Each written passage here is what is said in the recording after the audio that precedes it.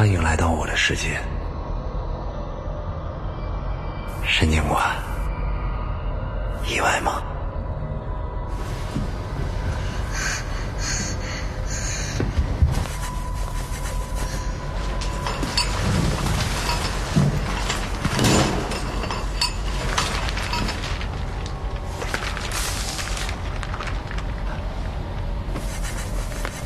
申警官，你是唯一可以看见这一切真相的活人。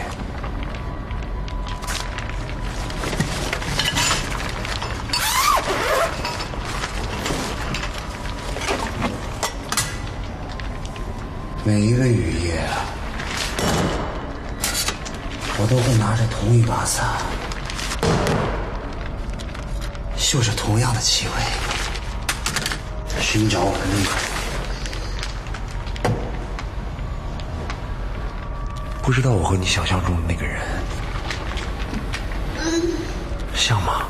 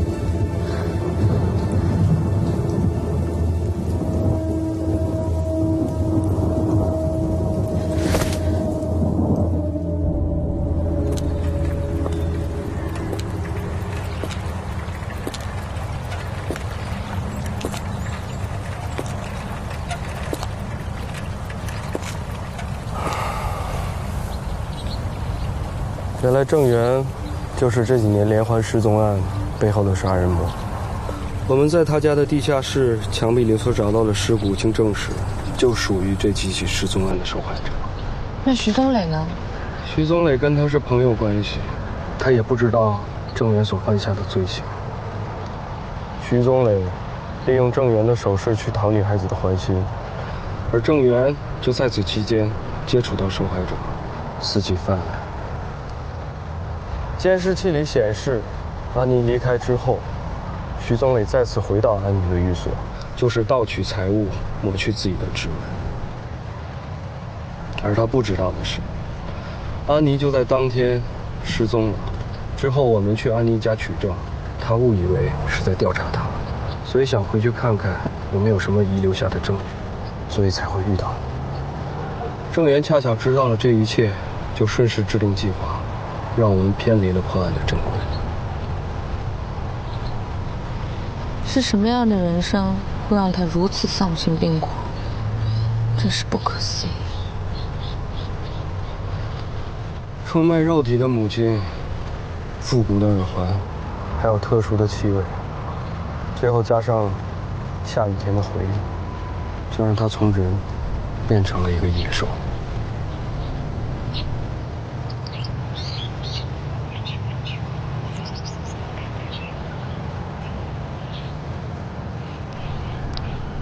春哥，想什么呢？刘队，我在想，您说过我们是警察，警察的梦想就是没有工作可做，没有坏人去抓，没有邪恶去消灭，为了这些去舍弃，我更坚信是值得的。好。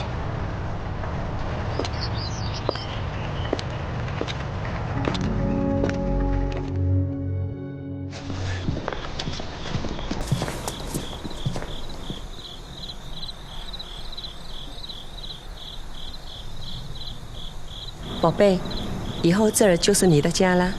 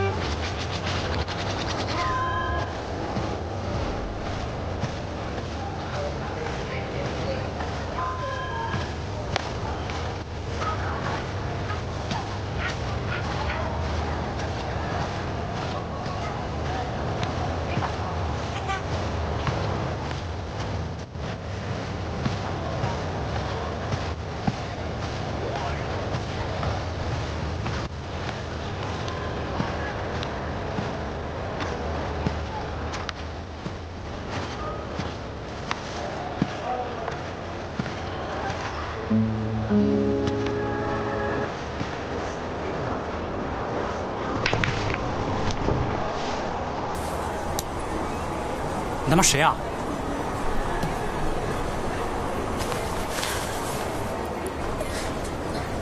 坤子，昨儿晚上大排档的事儿是你干的吧？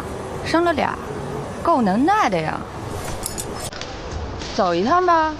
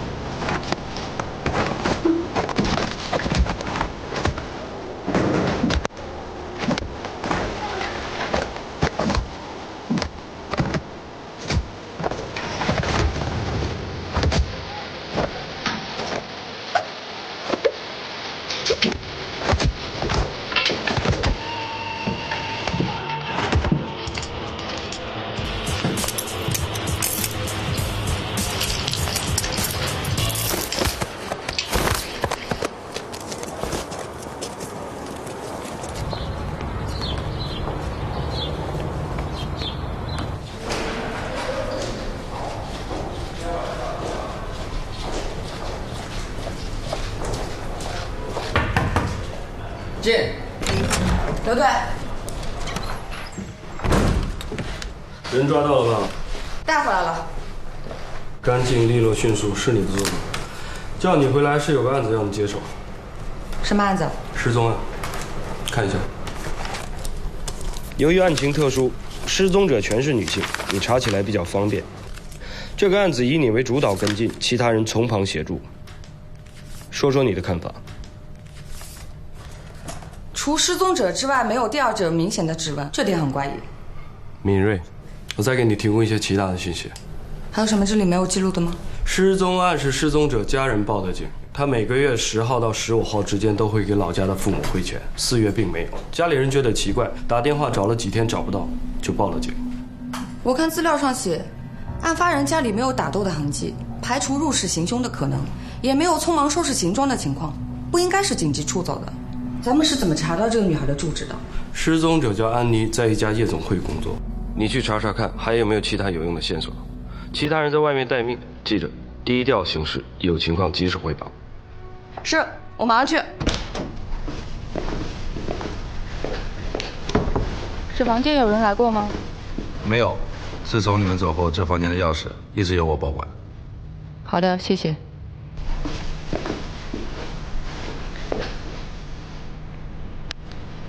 失踪者经济情况很好。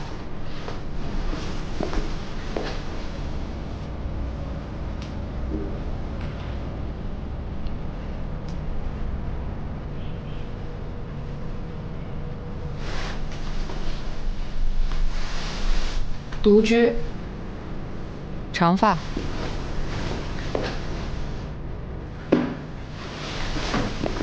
洗海干净。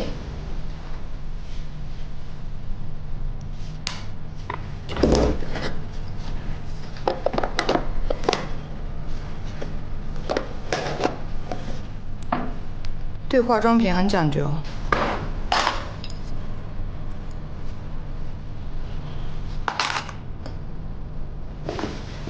好像喜欢复古的饰品。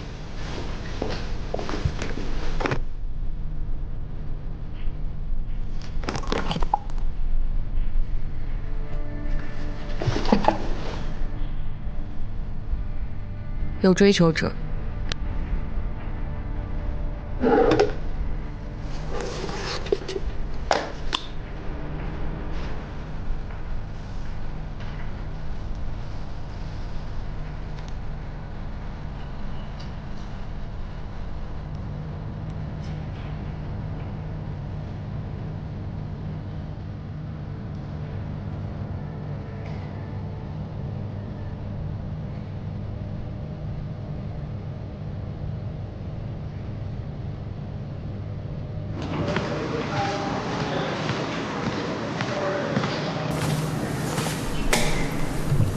你好，有什么事吗？把你们经理找来。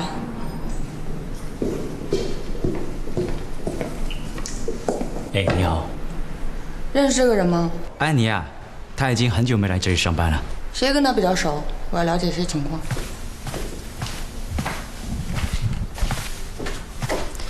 你叫菲菲。你们经理应该告诉你我是干嘛的了吧？找你了解一些情况。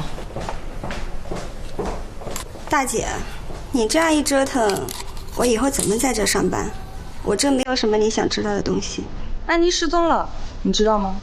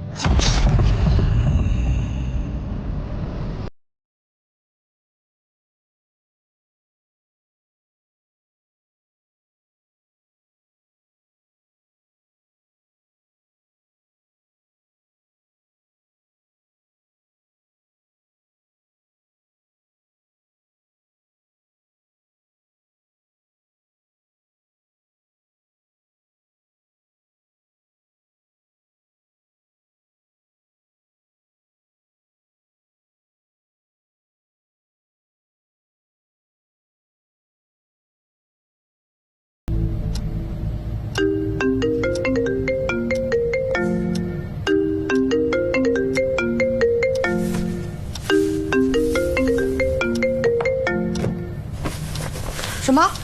刚刚接到报案，失踪者是女性，失联以前一直在夜总会工作。陈姐，现在什么情况？这个房子的房东到了年租期还没接到租户要取租的消息，电话一直打不通，就来找我。来了几次敲门都没人答，感觉奇怪就报了警。租户情况查明了吗？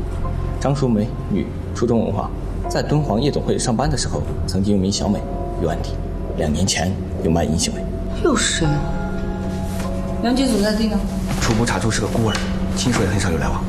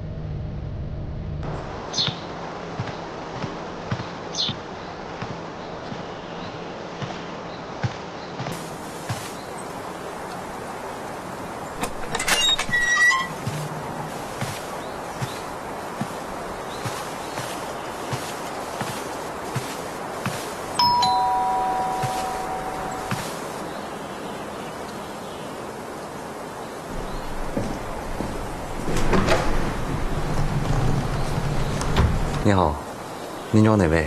你好，我想找一位叫郑源的先生，你是？我就是，有什么事情吗？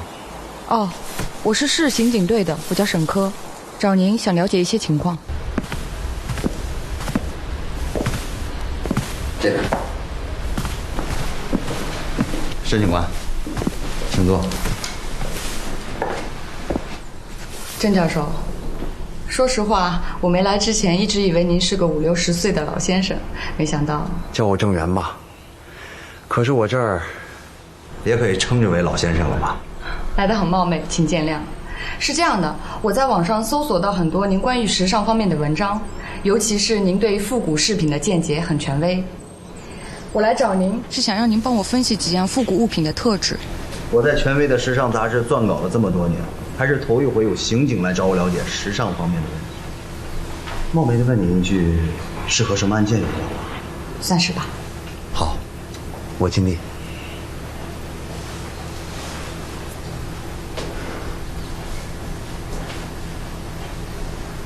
您稍等一下。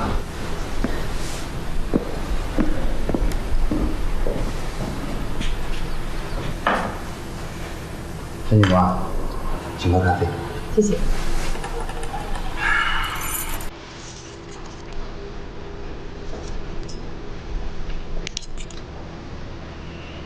您知道怀旧意味是什么吗？意味？有什么故事吗？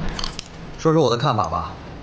刚才您给我看的这个耳环和珍珠项链，可以证明雇主是一个复古爱好者，这样可以帮你们缩小搜寻范围。我也这么认为。复古店本事并不多，我呢平时也卖一些，算是私人定制吧。私人定制？我比较喜欢这些东西嘛，平时也就是坐着玩玩。对了，本市有几家做同行的，我可以告诉您地址，方便您去问问。太好了，郑教授，您能跟我说说这些物品的细节吗？我刚才仔细看了一下耳环的造型和纹路啊，应当是纯手工制作的，技术很好。本市像这样的店，还有这样的手艺，除了我这儿啊，也就是这几家了。太感谢了，郑教授。这个面霜您了解多少？这应该是一个很久的品牌了，很小众，一直都存在。生产地应该是在上海，20多年前很风行，最近复古风复苏，又让大伙给推崇起来了。哦。对了，这个女孩您见过吗？没有太深的印象。这是不好意思，我不应当问的。好吧，谢谢您的配合。哦，对了，这是我的电话，你要是想到什么，随时联系我。有什么问题随时可以问我。谢谢。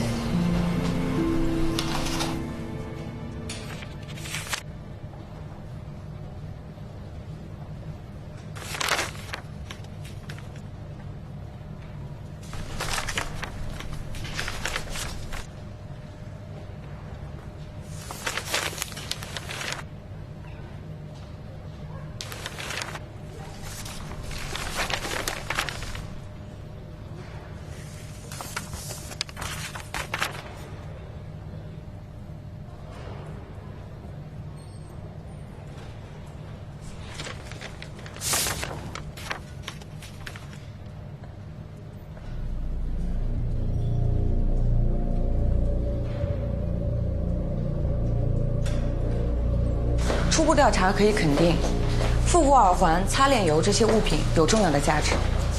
我看过其他的案件，截止目前为止，有类似的挂着的案件5宗，都是女性受害者。那这5宗案子的受害者之间有什么共同性？社会关系都很复杂，并且都因为没有找到失踪者才悬而未决。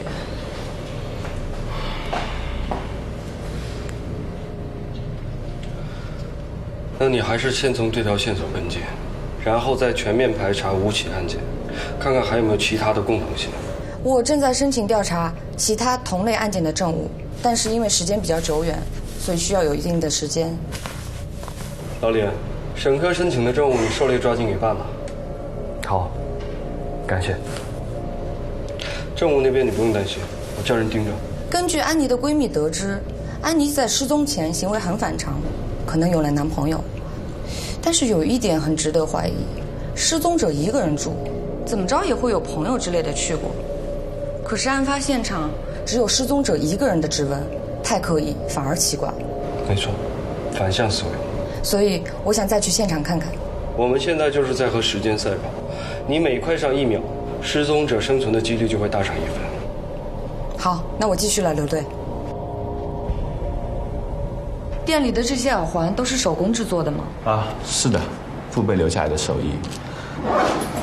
对了，这女孩你见过吗？没有印象，店里买这类耳环的人不是太多，应该没有这个人。哦，对，买我饰品的有可能是网上订购的，相比较多一点。那这个女孩呢？你见过吗？也没有。你确定？确定。但是警官，这个耳环呢，确实是我做的，可是不一定是从我这边卖出去的。你的意思是说，有可能是从别的饰品店销售出去的？这个很正常，本地的、外地的都有。谢谢你的配合。啊，不客气。再见。好，那。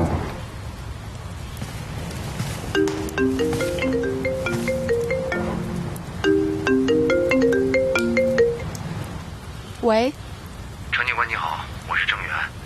你好，郑教授，找我什么事儿？你说过有什么想到的线索可以随时打给你。后来我仔细回忆了一下，你说的那个女孩好像来过我店里。真的吗？那您现在方便吗？我们约个地方见面细聊。滨海大桥怎么样？好，我半小时就到。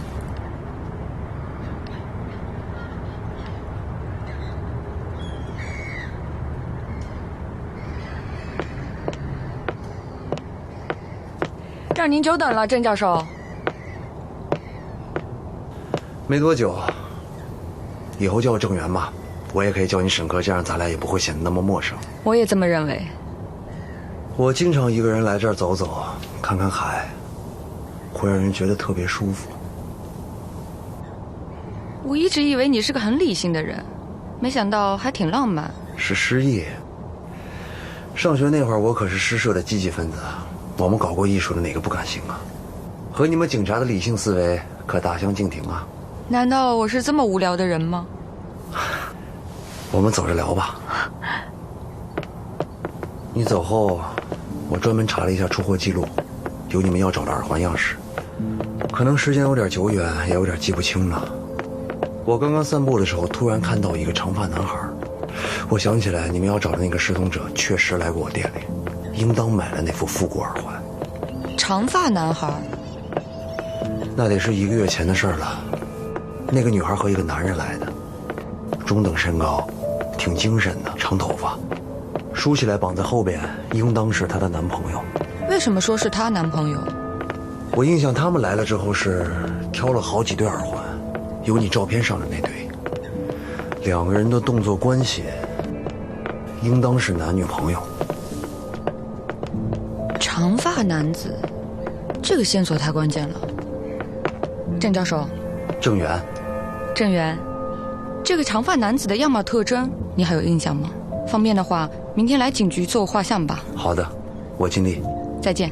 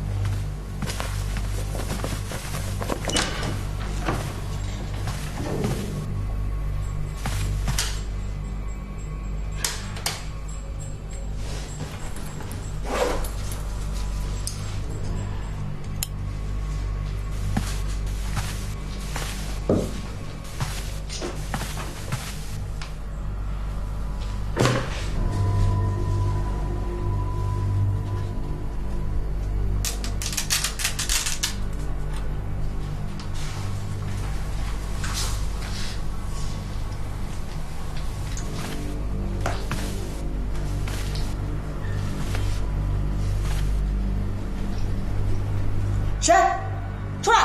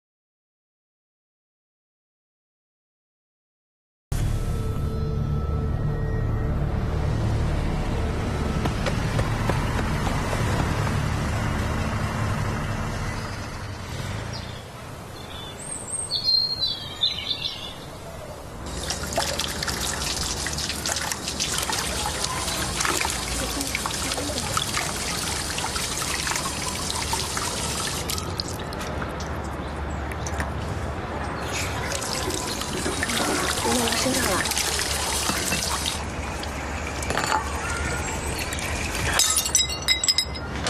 吵死了！赔钱货！我当时留你们干什么啊？跟你们的爹都一个样，没个好东西。愣着干嘛？啊！收拾啊！收拾啊！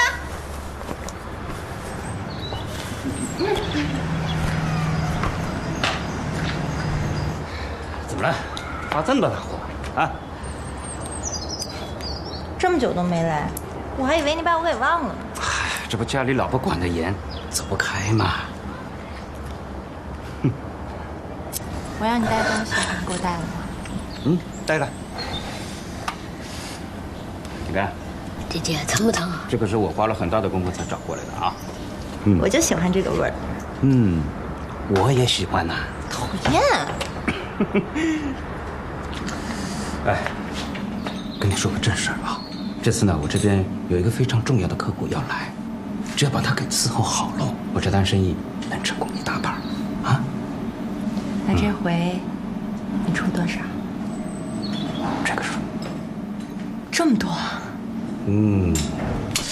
不过你不行。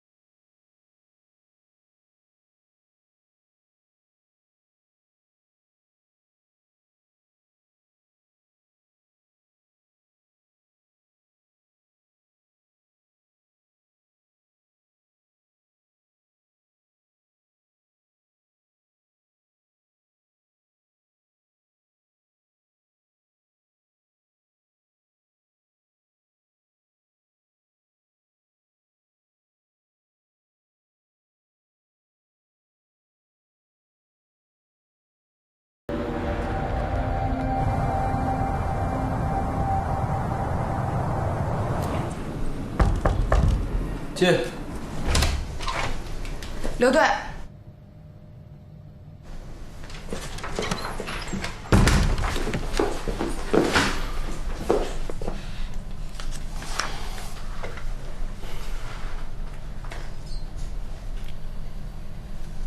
怎么样？皮外伤，不碍事。不碍事就好。但是沈科，下次再遇到同样的情况，你一定要先控制局面，再呼叫增援，明白吗？明白。但是这是我最近距离接触的犯罪嫌疑人，我不想放弃。没什么但是，下步一定。介绍一下案情。是。我接手的第一起失踪案发生在4月13号，简称安妮案。刚发生的小美案，根据外买单据判断是去年的5月4号。我还看过其他的卷宗，本市未破的失踪案还有几起，一起是2014年，一起是2015年，还有一起是2016年的3月23号。这5起案件的共同性就是失踪者都是通过不同形式的卖淫女性，并且都喜欢复古怀旧的女孩。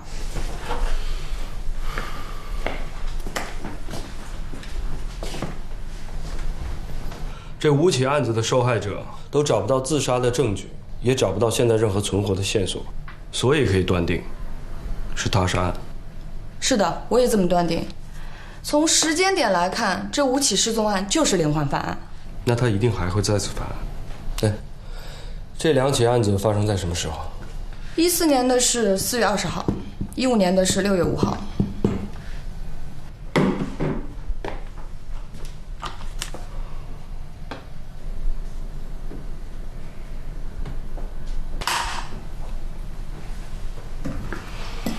春夏犯案。说一下昨晚你追踪的那个人。是。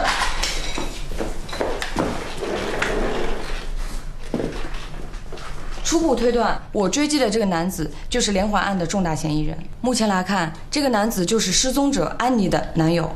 有证据吗？我在等 DNA 还有画像。喂，沈科要的画像和DNA 比对结果做好了吗？送过来。还有什么？安妮公寓的监控报告你看了吗？看了。该男子的确是有重大的嫌疑。在安妮失踪的当天，安妮离开家之后，他又再次返回安妮的家中，应该就是在这个时间里抹去了自己的指纹和在场证据。如果有确实的证据可以证明他跟另外4起案件的失踪者有共性，那就可以抓捕该男子。进，刘队，刘队。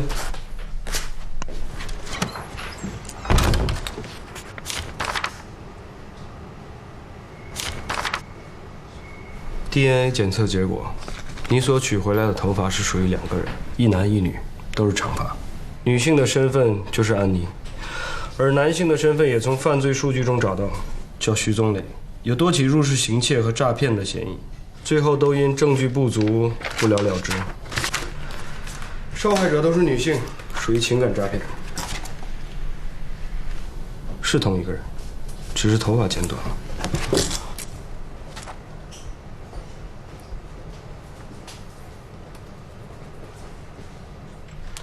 现在我们手上掌握的这些证据，就足够通缉徐宗磊了。案子是你办的，你有什么想法？刘队，我还有很多事情说不通，我想再去查一下。就算现在把他带回来，只能证明他去过413案失踪者的家里，可是失踪者没有任何的踪迹，我们没有办法对证。就算我们认为这5起失踪案有关联，但是没有尸体，这是最大的疑点。我可以再给你2天时间，如果你还找不到证据的话，就把人找到，抓回来再说。是。陈哥，这种连环犯案通常都会有一个惯用的手法，而且从我的经验来看，这些日期上一定可以找到一些线索，你去查查看。好。还有，一定要注意安全。明白。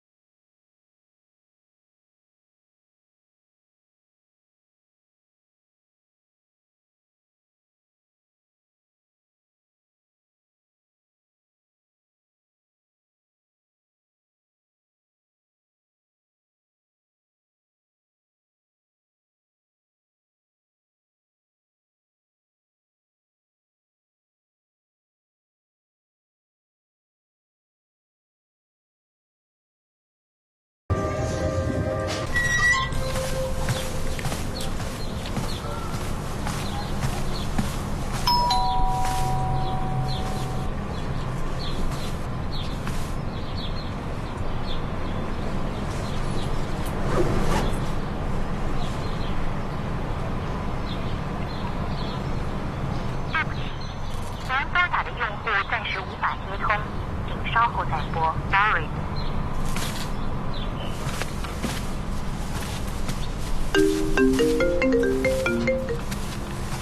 喂，刘队。这辆是1年前504失踪案失踪者小美的车，在地库里停了1年多，找不到车主，管理员打电话报警，就通知了我们。刘队，看来这次是最直接接触失踪者信息了。没错，你有什么看法？时间太久，车内应该没有什么有价值的物品了，指纹勘测也不会有太多有价值的信息。但是有一点可以确认，就是犯罪嫌疑人就在附近。说得很好，我的想法基本跟你一样。去吧。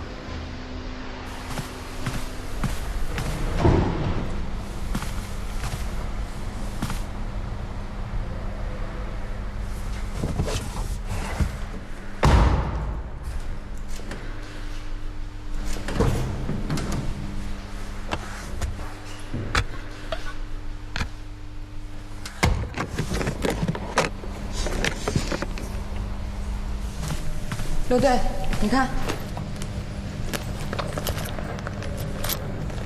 又是这个。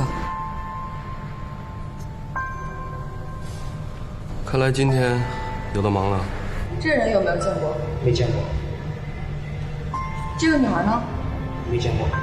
对这个车子有没有印象？没印象。这个人你见过吗？没有。没有。这个女的呢？你见过吗？没有。这个车有没有印象？没印象。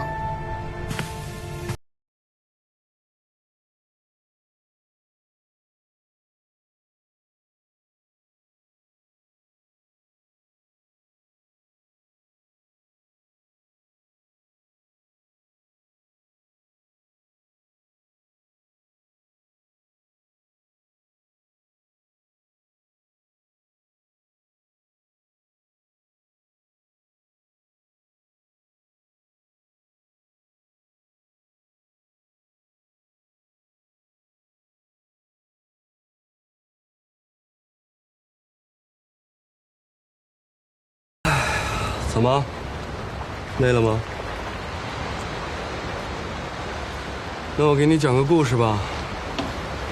从前有个小警员，在他刚入行的时候，听同事讲起一位前辈的事情，说这位前辈破获了很多疑难的案子，立了很多功，算是我们警队的传奇。可是有一天他下班回家的路上，遇到了持械的歹徒，他冲上去与歹徒英勇的搏斗，最后却身中数刀。他依然把自己和歹徒铐在了一起。从此之后，这个小警员真正明白人民警察这几个字真正的含义。而那以后不管遇到什么困难，有多沮丧，只要想到前辈的事，他就能克服困难，努力去面对一切。所以沈哥，我们应该知道和学会从哪里去获得力量，而不是一个人去面对。我们的梦想就是没有工作可以做，没有坏人可以抓，没有邪恶等着我们去消灭。但为了做到这一切，我们付出再多的努力都是值得的。刘队，你不用说，我都明白。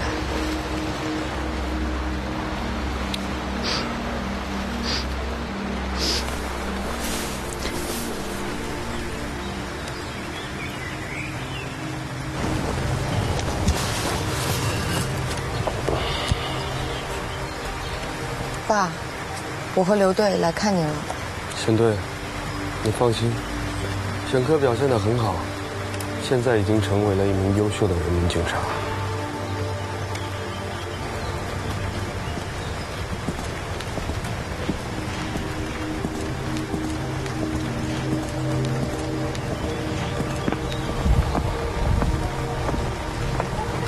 雨天这个共性确认无疑，但是我还有个疑虑。说。被害者的职业都有共性，我认为是个人犯案，但是这个还拿不太准。不能这么判定。恰好是被害者职业上的共性，所以才不可以判定为是个人犯案。那现在我们就讨论一下，是一个有复古癖好的人犯了几起案子，还是几个不同的有复古癖好的人分别犯案，是吧？是您说的这个意思。那你看，受害者的职业就是要接触异性，而且是以吸引对方为目的。那他接触到不同的有复古癖好的人的几率就会比其他的职业要高。如果抛开职业上的共性，又没有卖淫行为的记录，那他所接触的异性就会比较少。在各自从事其他各个不同的职业，就极可能是个体的、有针对性的去接近受害者。您说的有一定的道理，但是我却觉得，正因为他们的职业一致，并且是这样的特殊，才更容易接触喜欢这种癖好的人，也就是他们接待的客人。从日记中可以看出，他们都恋爱了。那就刚好可以解决我们刚刚要讨论的问题。如果受害者恋爱的对象都是同一个人的话，就可以确认是个体有针对性的连环犯案，反之则不是。是，我马上去查。对了，舒克，我再提醒你几点：日记代表隐私，耳环是视觉的冲击，面霜是嗅觉的刺激，再加上阴雨天这种特定的环境氛围，受害者的职业很容易让人想到性和欲望。那能够把这些点全部串联在一起，成为一条线索指向的，就必定是凶手。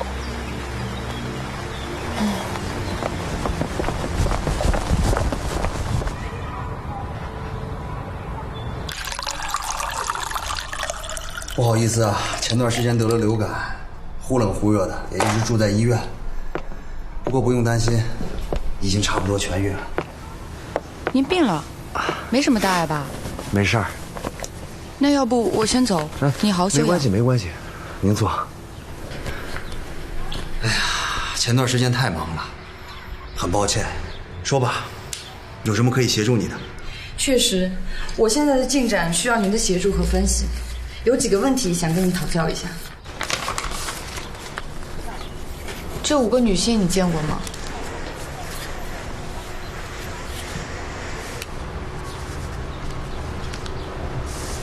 最后这个女孩，我应当跟你说过来过我店里和她男朋友，其他的没有太深的印象。那这些呢？您看一下，这些物品非常重要。我查了一下，差不多都是同样的材质。有什么直观感受吗？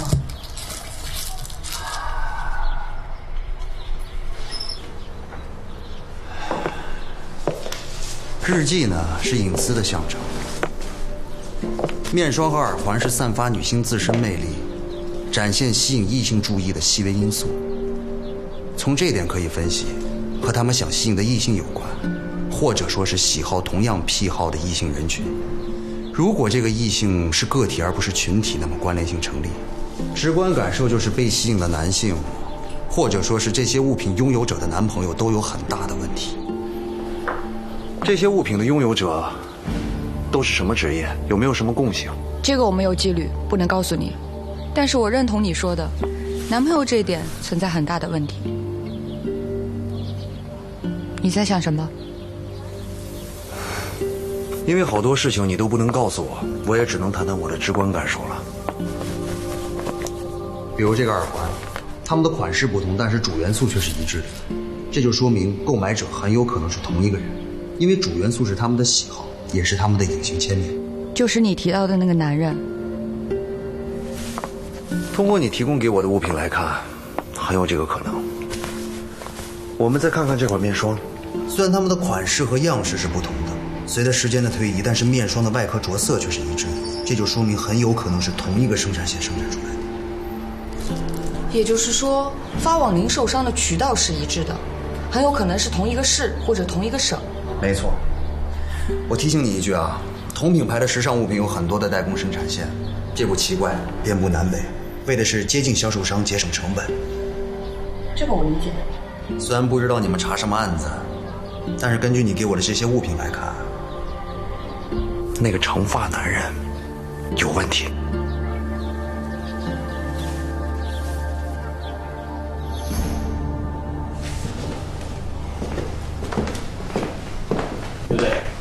姐，这个是我们昨天联系到的，是个刘斌的女精子，徐宗磊的同伙，就是那个和几起失踪案有关联的嫌犯。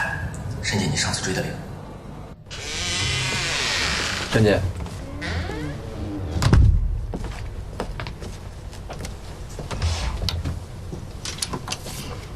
这个女人你见过吗？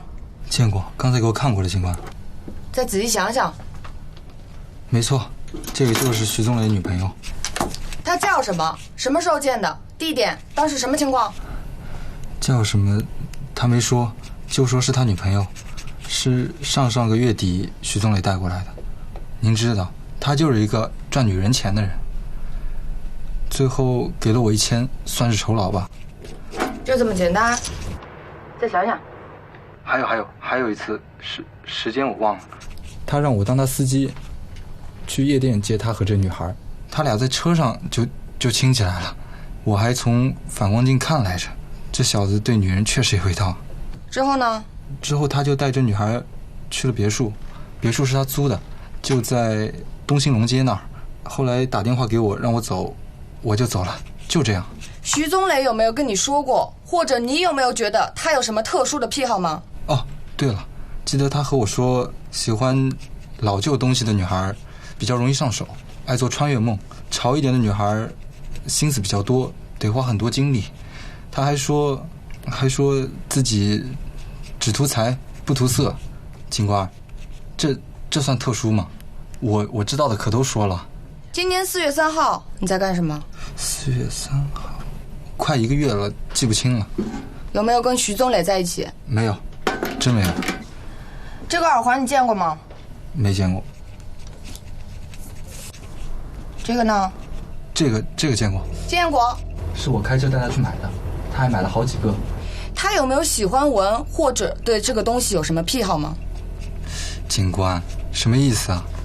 你最近真的没有见过徐宗磊？真没见过，就听说道上的老鬼哥找得很勤，好像是让他散一批货，然后他拿着货躲起来了。他自己也玩，他赚女人的钱就是为了去买这个。警官，我这算立功吧？你刚才说的如果是实话，对你是有好处。哎，警官，我说的都是实话，100%实话。不管怎么说，现在徐宗磊的嫌疑是最大的，所有的人证和物证都指向了他。而且刚刚所说他的别墅距离小美停车的地点只有2个街区的距离。我决定，现在就传唤徐宗磊，你们去通知一下缉毒部门的同事。是。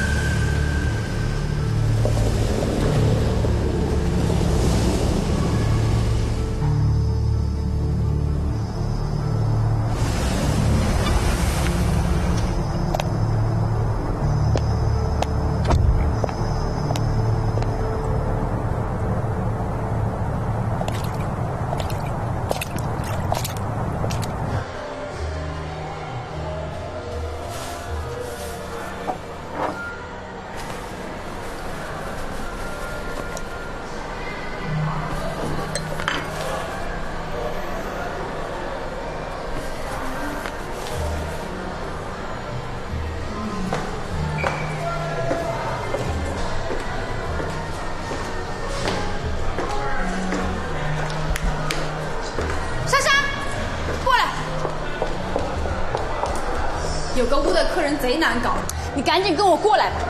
姐，这麻烦的又找我。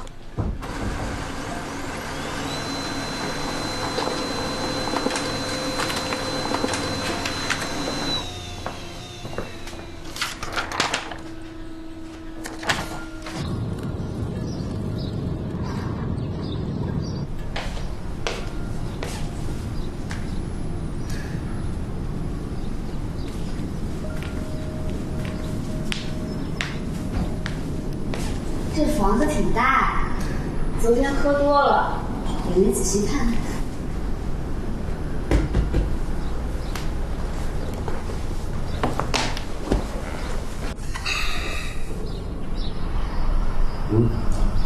那个是送你的。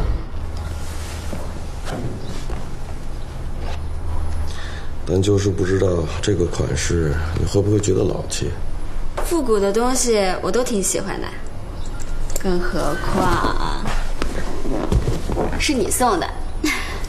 喜欢就行，那下回见我的时候一定要带着它。哎，对了，昨天晚上没回家，告诉别人了吗？哦，对了，你不说我都忘了，我得给我姐妹回一电话。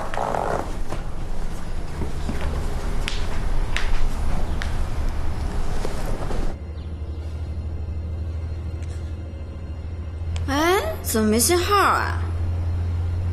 这手机又坏了？怎么回事啊？重启试试看。那我送你一台新的吧。真的假的？真的。现在去收拾，马上就带你去卖。那以后我就直接联系你过来了。那我先去收拾了。去吧。哦，对了，昨天你身上红红的一大片，现在看就没有了，奇怪。一喝酒就这样，皮肤过敏嘛。好了，快去收拾吧。那我先去收拾啊。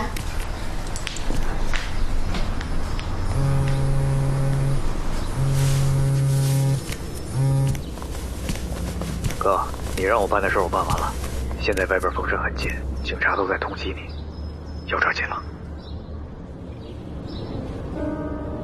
找几个手狠点的，现在就把买家约到晚上，事成之后，咱们拿了钱就走。我现在有点事要准备，走之前还得给他们留点礼物。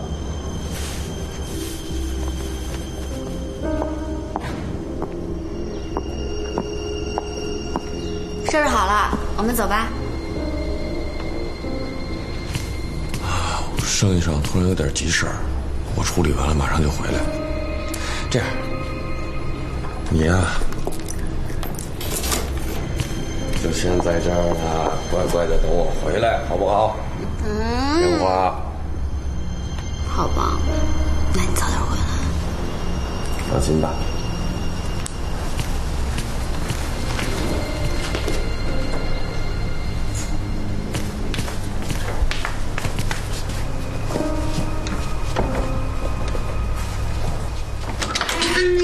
乖啊。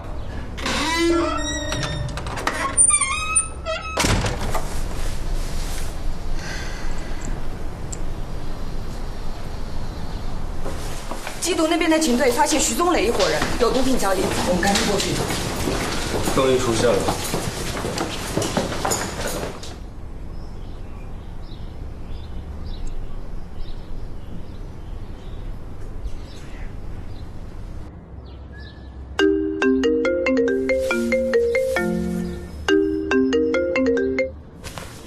莎莎，你怎么回事啊？电话老无法接通。姐，我手机出问题了，怎么了？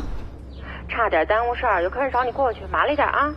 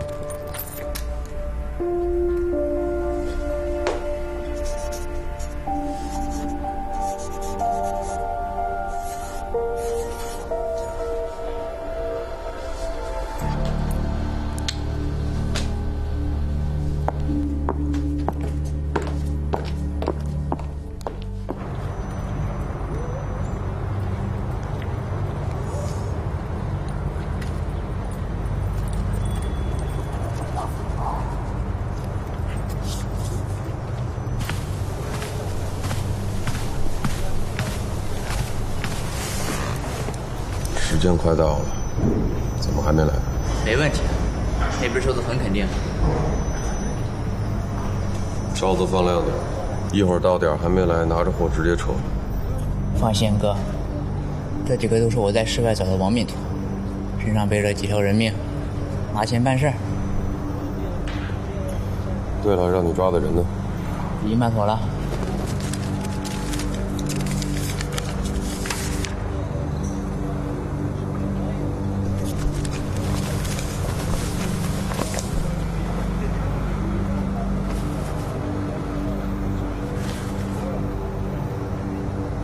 不对，撤。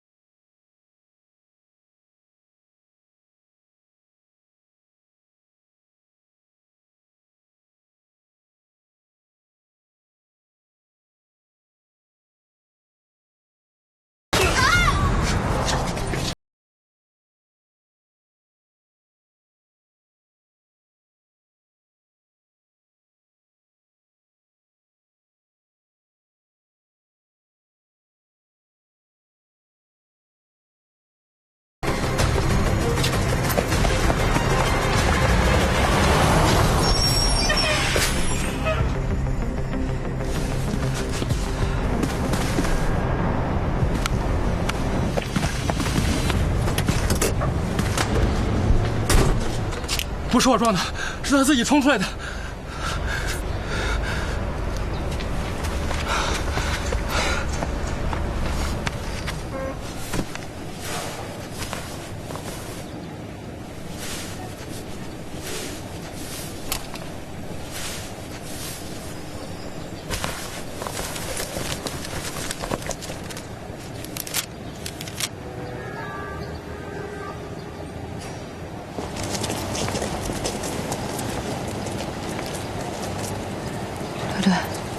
这地址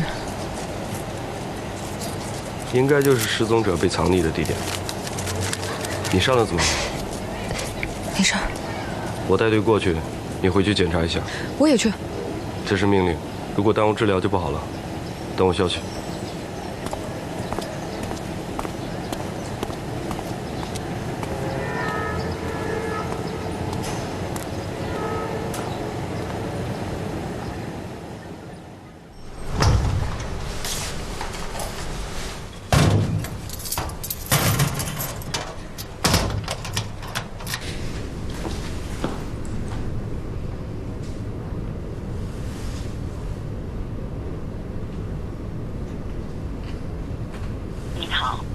打的电话已关机。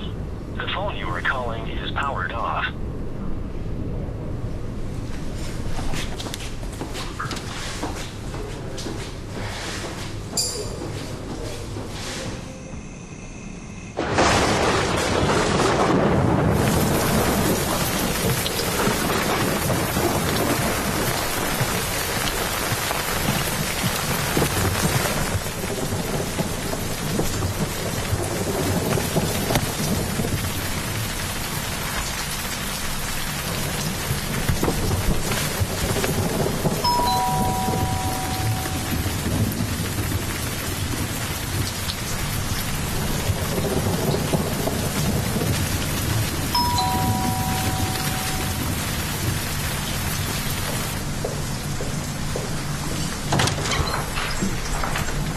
沈科，这么晚你怎么来了？你的手怎么了？案子结了，我来感谢你。进去说吧。赶紧来，赶紧来。